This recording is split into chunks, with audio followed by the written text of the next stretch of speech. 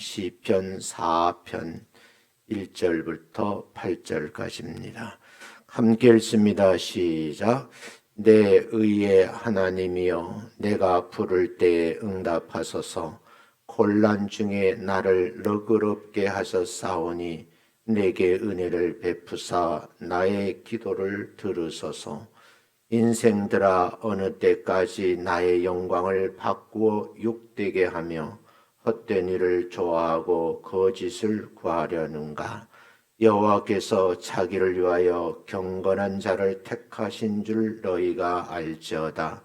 내가 그를 부를 때 여호와께서 들으시로다.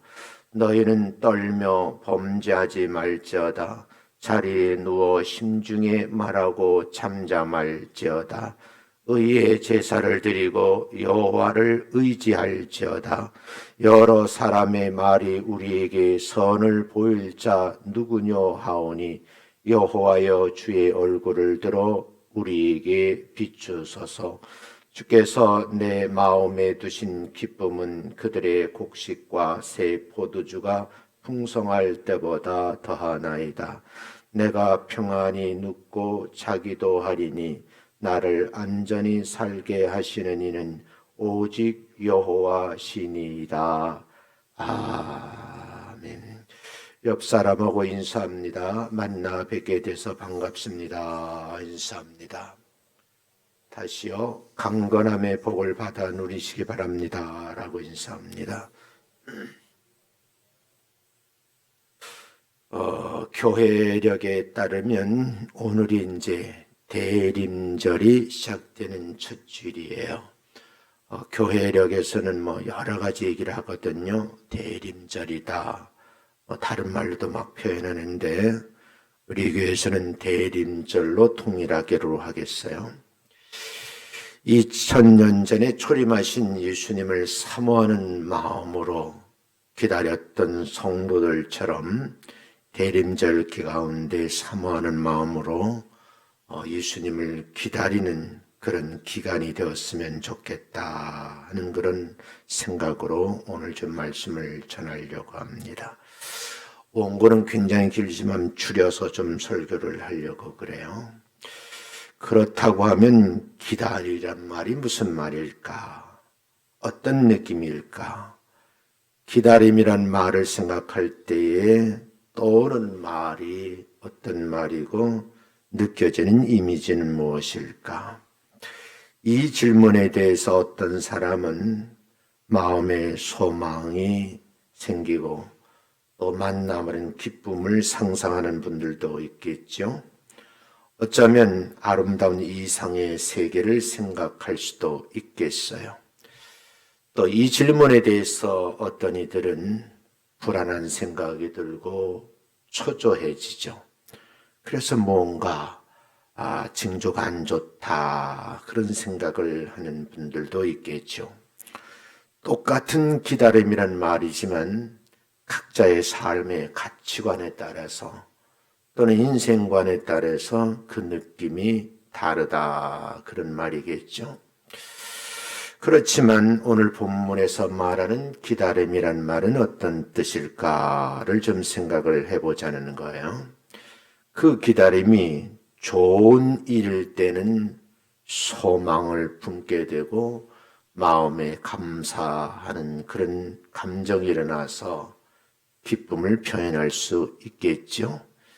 만약에 그 기다림이 나쁜 일이라고 하면 불안한 감정으로 인해서 초조한 시간을 보내게도 될 것 같아요.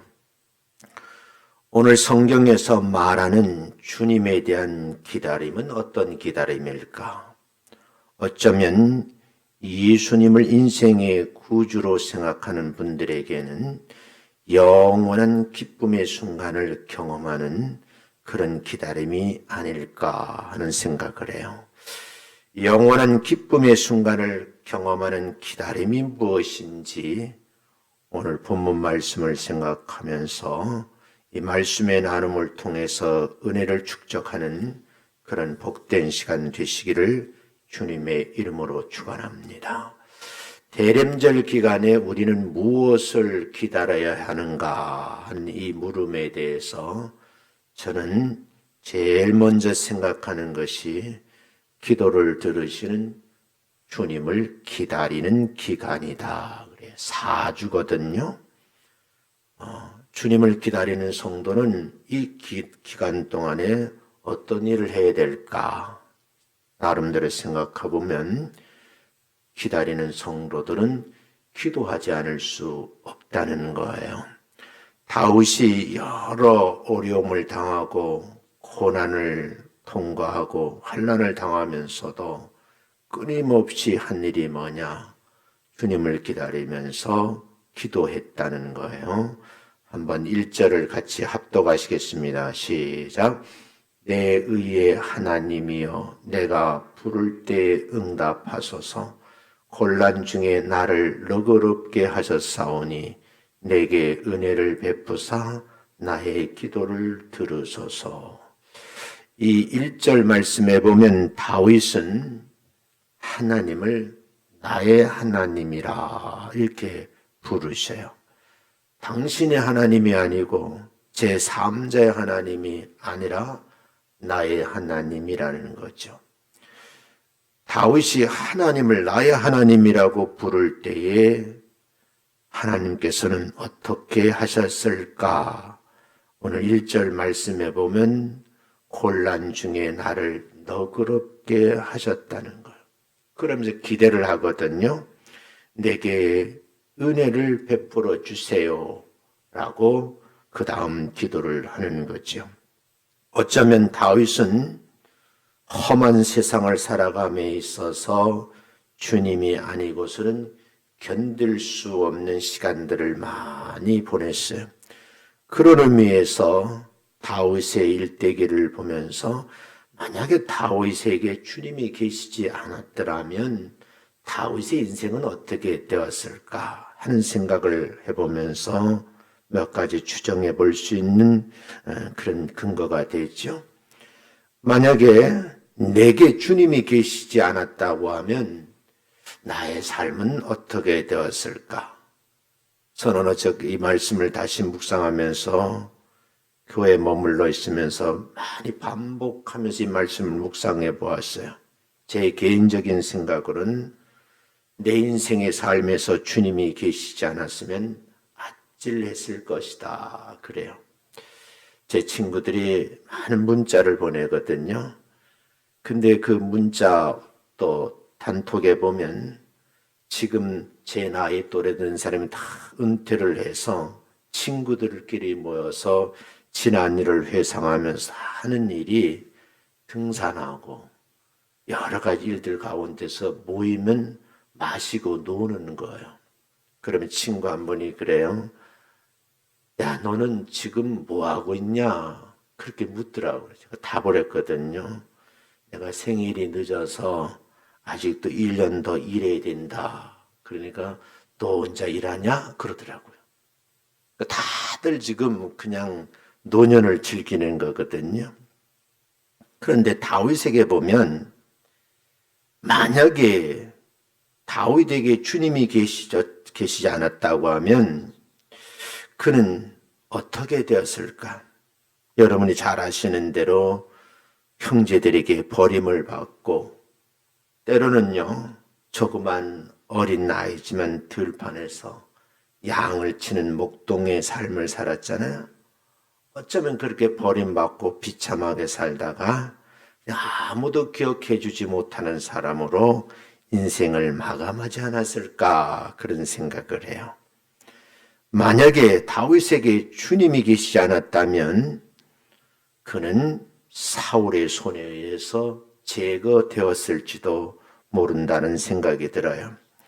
사울은 정적이라고 생각하는 다윗을 3천의 군사를 거느리고 우리나라로 말하면 방방곡곡 찾으면서 숨어 있을 만한 곳은 다 찾아다니면서 붙잡히기만 해라.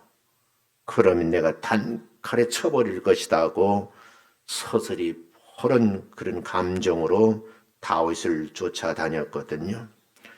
그래도 안 되니까 온 백성들에게 현상금을 걸었어요.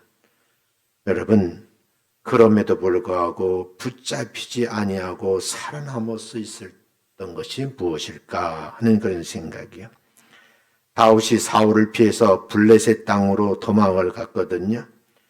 거기서 블레셋 왕인 아비멜렉에 자기 신분이 탄로나올까 봐. 그러면 본국에서는 사울에게 죽임을 당할 수 있고 여기 와서는 아비멜렉의 죽음을 당할 수도 있겠구나 하는 생각이 드는 거예요. 앞뒤가 칵 막혔잖아요. 사방이 내가 갈 길이 없는 거예요. 이건 아주 위험한 순간이거든요. 그때 그에게 떠오른 생각은 뭐냐면 내가 죽지 않으려면 이렇게 해야 되겠다라는 생각이 들어서 미치광이 행세를 하는 거예요. 그 우여곡절이 참 많지요. 그러나 다윗은 그 많은 죽음의 고비를 넘기고 살아남을 수 있었어요. 마침내 이스라엘이 왕정국가로 시작되어서 제2대 왕이 오리는 그런 이제 하나님께서 은혜를 주셔서 그 지위를 누리고 있지요. 다윗은 자기가 이스라엘 왕에 오른 것이 절대로 내가 잘나서 똑똑해서 지혜가 있어서 가진 것이 많아서 왕에 오르는 것이 아니라는 것을 잘 알고 있죠. 그래서 다윗은 고백을 하죠. 전적으로 주님의 은혜라는 거죠. 오늘 여러분 대림절 첫 주를 맞이하면서 저는 오늘 아침에 그런 생각을 했어요. 내가 시간을 맞춰놨기 때문에 핸드폰이 일어나라고 알려주잖아요. 내가 거뜬하게 일어나서 아침 일을 할 수 있다는 그 자체가요, 감사한 거예요. 오늘 내가 숨을 쉴 수 있다는 것도 감사한 일이고, 움직일 수 있다는 것도 감사한 일이죠. 왜냐하면 인생의 삶은 한치 앞을 내다볼 수 없기 때문이죠. 그래서 여기 본문에 보면 다윗은요, 기도를 들으신 주님께 간구를 하는 거예요. 하나님이요, 내가 부를 때 응답하세요. 내가 큰 어려움, 이 곤란 또는 환난 중에 나를 그 가운데 너그럽게 하셨사오니 이제 다시 내게 은혜를 베풀어 주세요. 그리고 강조를 하잖아요. 내 기도를 들어달라고요. 두 번째는 이 대림절 기간이 부하는 기간인가, 경건한 성도로 택하신 성도들에게 주님을 기다리는 주간이라는 거예요. 주님을 기다리는 성도들은 경건한 신앙생활을 해야 될 줄로 믿습니다.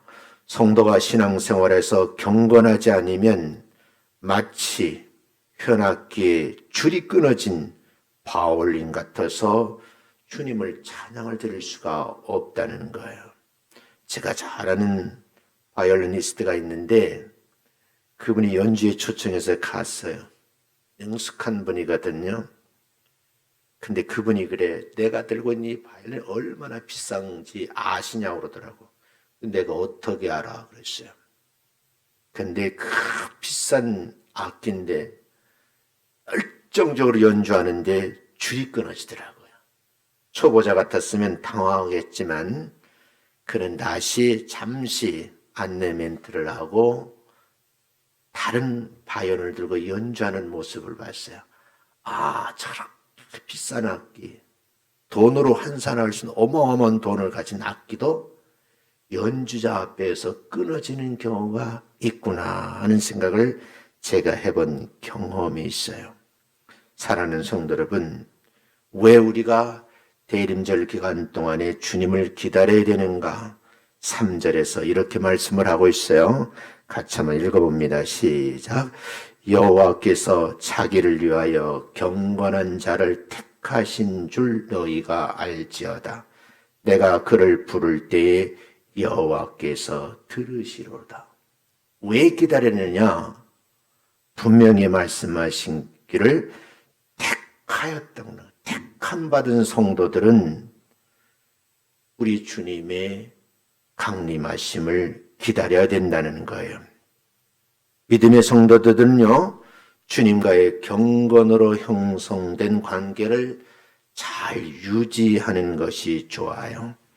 성도들은 신앙을 가졌기 때문에 늘 주님 앞에서 자기 삶의 맵시를 보듬으면서 내 생활이 경건한가 하고 점검해 보아야 된다는 거죠.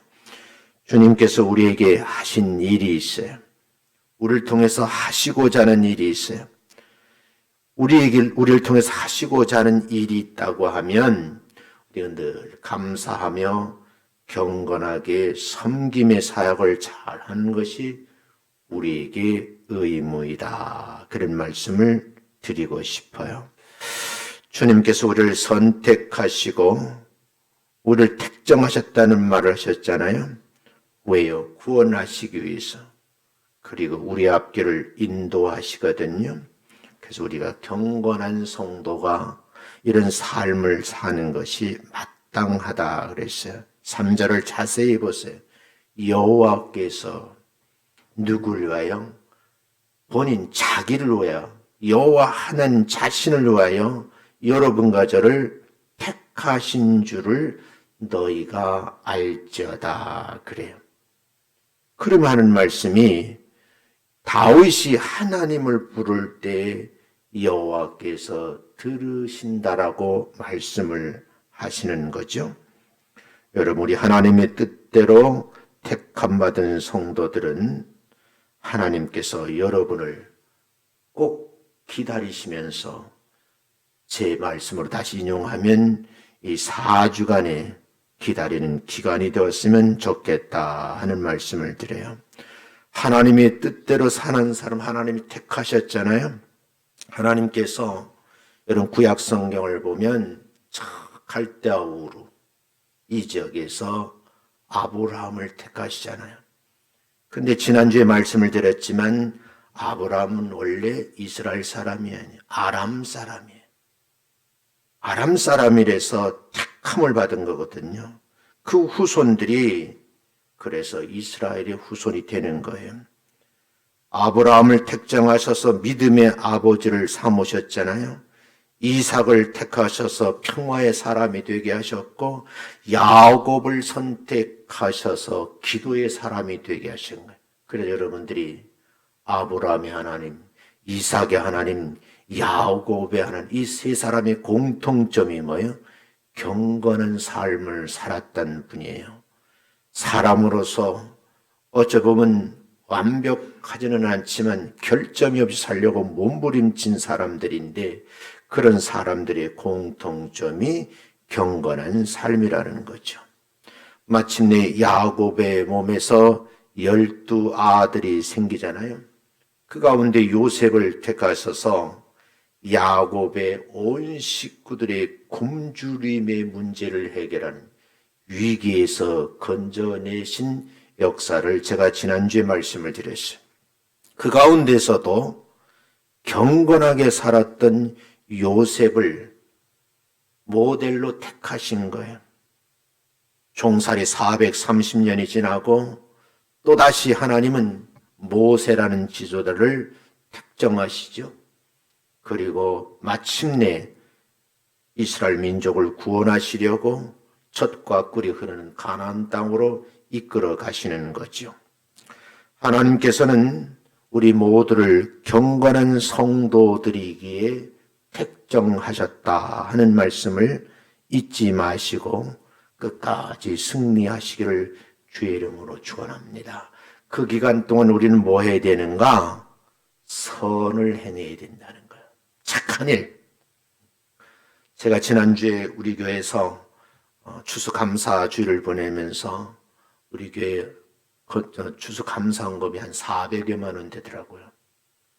거기서 제가 10만 원 더해서 50만 원을 세 분에게 나누어 드렸거든요. 한 분에게는 20만 원, 한 분에게는 40만 원, 30만 원, 또 한 분에게는 제 개인 돈으로 성경을 사 보냈어요. 여러분과 제가 이 기다리는 4주 동안에 한 해를 마무리하는 기간이니까 선한 일을 많이 했으면 좋겠다 하는 생각이 들어요. 이 기간 동안에 경건한 성도는 예배 드리는데 집중해야 되겠다는 거죠. 한번 5절 말씀 볼까요? 한번 읽어봅니다. 시작. 의의 제사를 드리고 여호와를 의지할지어다. 의의 제사를 드리라는 거예요. 경건한 성도는 주님에게 의의 제사, 경건한 예배를 드려서 내가 지금 주님을 의지하고 있습니다 하는 이 표현을 몸으로 해야 된다, 그 말씀이에요. 경건한 성도들이 드리는 예배는 지금 내가 주님과의 관계가 오픈되어 있습니다, 연결이 되어 있습니다 하는 표현으로 여러분이 이해를 하셨으면 좋겠다 하는 말씀이요. 세 번째는요, 기쁨을 주시는 주님을 기다리는 시간이라는 거예요. 이 얘기하면 참 내용이 참 긴데 오늘 다윗의 말씀 7절을 한번 읽어보겠어요. 같이 한번 읽습니다. 시작. 주께서 내 마음에 두신 기쁨은 그들의 곡식과 새 포도주가 풍성할 때보다 더하나이다. 무슨 말씀이겠어요? 하나님께서 내 마음에 허락하신 기쁨이 있다는 거예요. 그 기쁨은 지금 거두어들인 곡식보다도 새 포도주보다도 더 풍성하다는 거예요. 여러분, 이런 기쁨이 이 4주간 동안 누리셨으면 참 좋겠다 하는 그런 생각을 해요. 주님께서 우리에게 선물을 주셨잖아요. 그 선물을 우리는 구원이라는 말을 써요. 우리는 이 기쁨이 곡식과 새 포도주가 더 풍성할 때보다 더 좋은 것이 있는데 하나님이 내게 주신 마음속에 밀려오는 기쁨인 거죠. 저는 그렇게 생각해요. 지금 병상에 있는 성도님이 계시거든요. 제가 보기에는 모든 의사들은 이게 한계라고 말을 해요.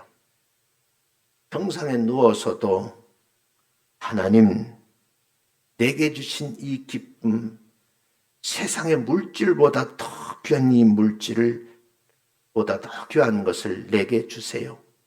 이 기쁨이 회복되면 환자에겐 차도가 있지 않을까, 그런 생각을 오늘 아침에 해보는 거예요. 사랑하는 성도 여러분, 내 마음에 두신 이 기쁨으로 인하여 삶의 풍요로움을 누리시기 바랍니다. 그러려고 하면 주님을 내 마음에 모시고 있어야 된다는 거예요. 그러려고 하면 하나님의 제단 예배가 드려지는 교회로 자꾸 발걸음을 옮기셔야 돼요. 제가 평생 하는 말이 있어요. 그 말은 제가 저 자신에게 많이 말을 해요. 내가 마음껏 기도하고 싶어도 언어 표현이 안 되는 날이 온다는 거예요. 내가 마음껏 주님을 찬양하고 싶어도 노래가 안 되는 날이 와요. 내가 자연의 공기를 마음껏 마시고 싶어도 어느 날 숨이 쉬어지지 않는 날이 온다는 거예요. 그 날이 점점 우리에겐 다가오고 있잖아요. 그 다가옴을 인지하지 못하고 마냥 내가 90, 100살 살 것처럼 생각하는 분들이 의외로 많아요. 흔히 하는 말이 그렇잖아요. 올 때는 순서가 있어도 갈 때는 순서가 없다고. 왜 그렇게 하셨을까? 여러분, 오늘 말씀을 생각하시면서 하나님께서 나를 이렇게 쓰시려고 이 마음의 기쁨을 유지하게 하셨구나 라는 생각을 하라는 거죠. 하나님의 제단에 찾아 나오면 성도들과 함께 마음껏 찬양하고 마음껏 기도하는 순간에 하나님께 내 마음의 기쁨을 회복시켜 주신다는 거죠. 어떤 분은 그래요. 내가 언제 이 기쁨을 누렸느냐? 과거의 나의 죄를 고백할 때 이 기쁨이 샘솟더라는 거예요.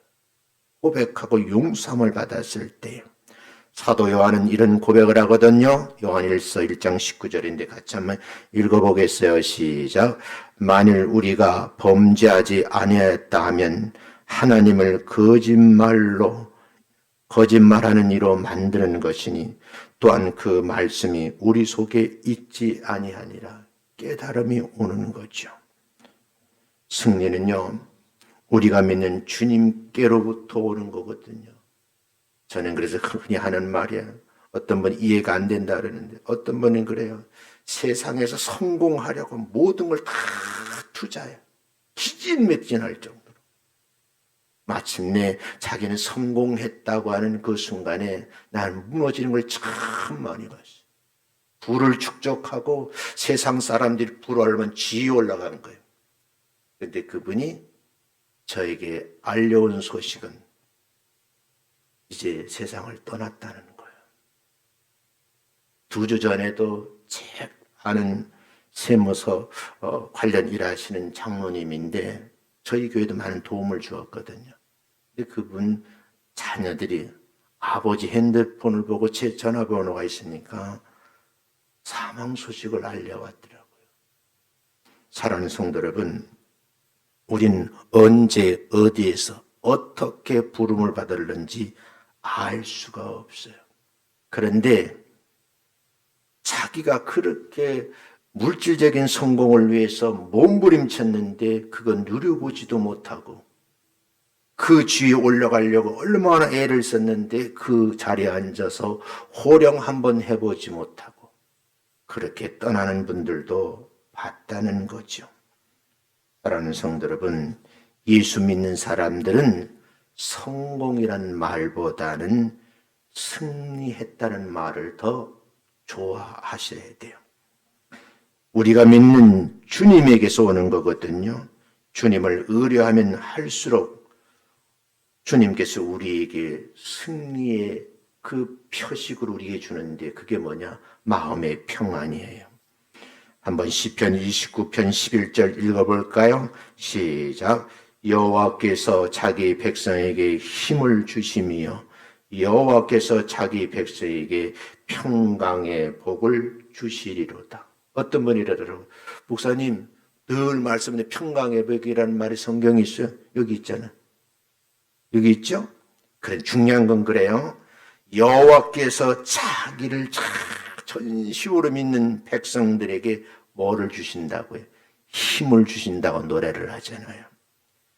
그 하나님께서 자기를 따른 구원받은 백성들에게 평강의 복을 주신다라고 말씀을 하고 계시는 거예요. 스펄전 목사님의 얘기를 좀 드리려고 그래요. 스펄전 목사님은 안식이 없는 인류를 위해서 남겨놓은 글이 있어요. 제가 읽어드릴게요. 이분이 이렇게 글을 써놨는데 번역을 했더라고요. 오 피곤으로 지친 아담의 자녀들이여, 그대들이 하늘에서는 땅을 경작할 필요가 없을 것이다. 그대들은 해가 뜨기도 전에 일어나 종일토록 수고할 필요도 없을 것이다.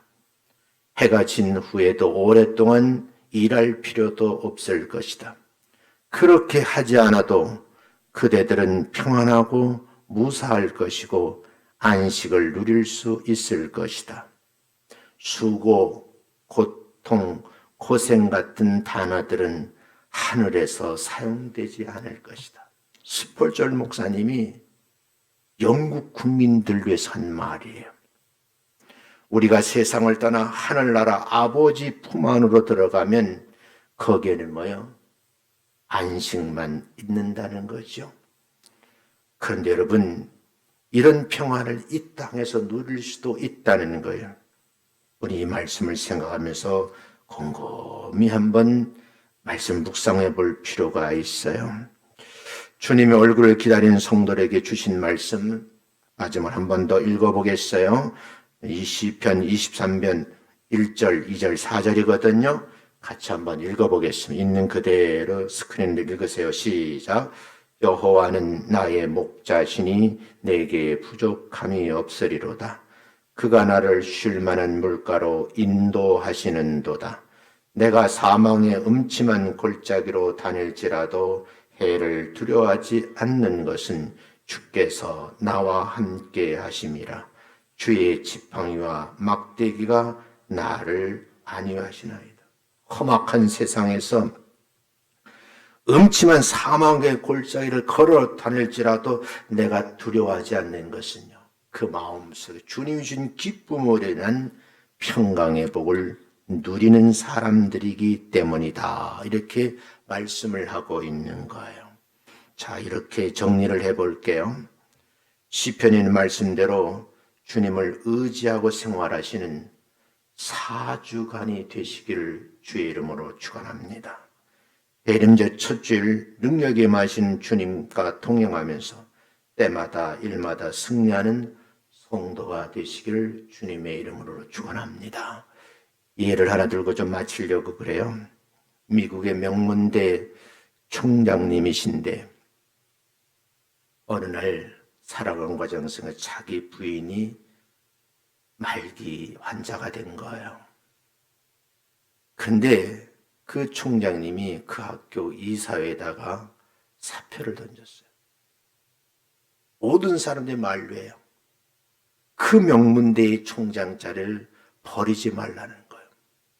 교수님들도 그러고 학생들도 그러고 교직원들도 주변의 모든 지인들이 이 직을 내려놓으면 안 됩니다. 근데 그 총장님은 결국 사표를 냅니다. 그리고 집으로 돌아가 아내를 간호하는 거예요.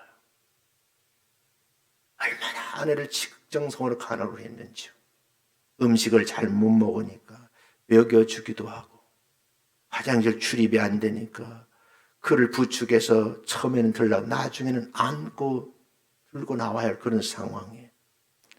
그걸 지켜보던 유명한 미국의 목사님이 당신은 정말 위대한 총장입니다 라고 한마디 그의 책에다가 써놓은 거예요. 저는 그렇게 생각해요. 진정한 우리의 삶이 무엇일까?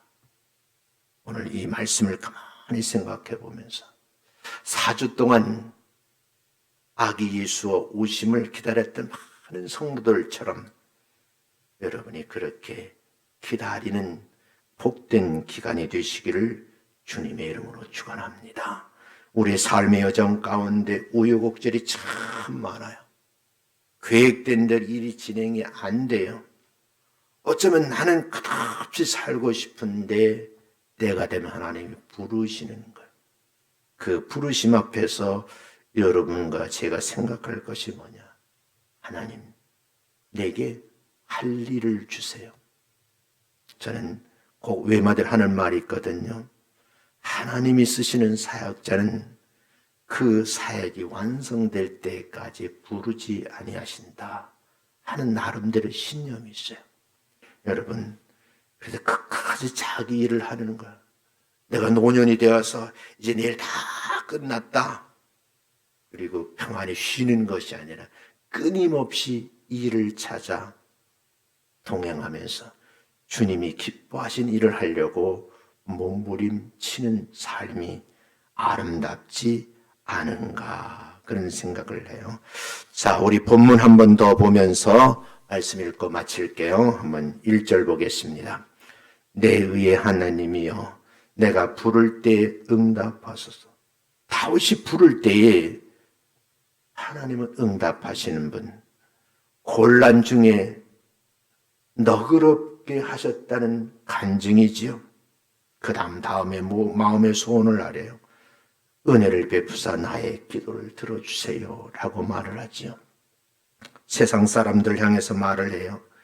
어느 때까지 하나님의 영광을 바꾸어 욕된 삶을 살겠는가? 왜 너희들은 헛된 일을 좋아하고 거짓을 구하는가 하는 말이에요. 3절 보세요. 우리 하나님은 하나님을 위해서 경건한 자를 택하신 줄을 왜 모르느냐 묻는 거예요. 여러분 이 말씀을 우리 귀 기울여 들으셔야 돼요. 내가 그를 부를 때 여호와께서 들으시리로다. 다윗이 하나님 부를 때 들으신다는 거예요. 4절 볼까요? 너희는 떨며 범죄하지 말라는 거예요. 자리에 누워 심중에 말하고 잠잠하라는 거예요. 공동번역에 보면요, 무소하라는 거예요. 뭘 무소하느냐? 죄 짓는 것에 대해서. 자리에 누워서 반성하라는 거예요. 6절 볼까요? 여러 사람의 말이 우리에게 선을 보여 착한 일을 할 자 누구냐고 찾고 계신다는 거예요. 여호와여 주의 얼굴을 들어 우리에게 비추소서. 착한 하는 일들이 여기 있습니다. 제 해석이에요. 7절 말씀 볼까요? 주께서 내 마음에 두신 기쁨, 하나님께서 여러분과 저에게 마음속에 기쁨을 두셨다라고 그러잖아요. 그 기쁨이 어느 정도인가? 농사를 지어서 곡식을 거두어들이고 포도주가 풍성한 그 가을의 풍성함보다 더 좋은 것이 뭐냐? 하나님께서 여러분과 저에게 주신 기쁨이라고 말을 하고 있잖아요. 8절 보자고요. 내가 평안히 눕고 자기도 하니니. 내가 잠을 잘 자는 것도, 평안한 건 누울 수 있는 것도 하나님이 은혜잖아요. 나를 안전하게 살게 하시는 이가 있다. 그분이 여호와 하나님이시라고 말하잖아요. 공동번이 이렇게 번역을 해요. 누운즉 마음이 편한 것. 내가 저녁이 되어 침상에 탁 누웠는데 마음이 평안하지 않는 잠을 자는 분들이 있어요. 그런데 여러분, 주님이 주신 기쁨을 누리는 자는 마음에 편안함을 누리면서 단잠을 잔다는 표현을 쓰고 있어요. 그러면서 여호와 하나님, 내가 이렇듯 안심하고 있는 것은 공동번역에 이게 하나님의 베푸신 덕입니다 라고 말을 하는 거예요. 개역개정판서는 뭐라고 말씀해요? 나를 안전히 살게 하신 이는 마지막에 마무리를 딱 짓죠. 여호와 하나님이십니다. 이렇게 고백을 하고 마치죠. 자, 오늘 이 말씀을 생각하시면서 여러분들이 한번 하나님 나에게 참 기쁨을 주셨고 평안함을 누리게 하셨는데 이제 착한 일 많이 하려고 합니다. 4주 동안 주님을 기다리겠습니다.